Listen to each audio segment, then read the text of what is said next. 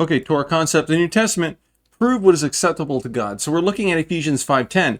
The Torah repeatedly emphasizes discerning and testing what is acceptable to God, paralleling Paul's exhortation in Ephesians 5:10. In the Torah, this takes the form of commands to examine, choose, and prove obedience through covenant faithfulness, sacrifice, and ethical conduct. So the key Torah parallels to Ephesians 5:10, first one, Deuteronomy 12, verse 28. It says, observe and hear all these words which I command thee, that it may go well with thee, that thou dost that which is good and right in the sight of thy God. So this is a direct parallel. Israel must test and prove their actions by whether they align with what God calls good and right. Okay?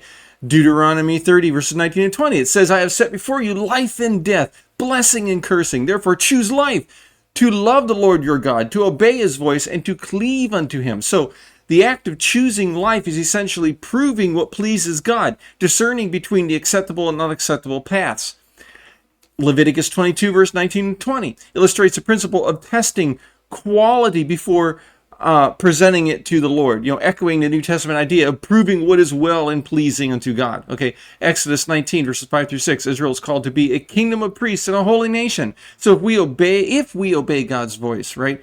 So the covenant itself is conditional on proving obedience, showing that acceptability is tested through faithful response. We note the thematic connections, testing and discernment, just as Paul urges believers to prove what pleases Christ.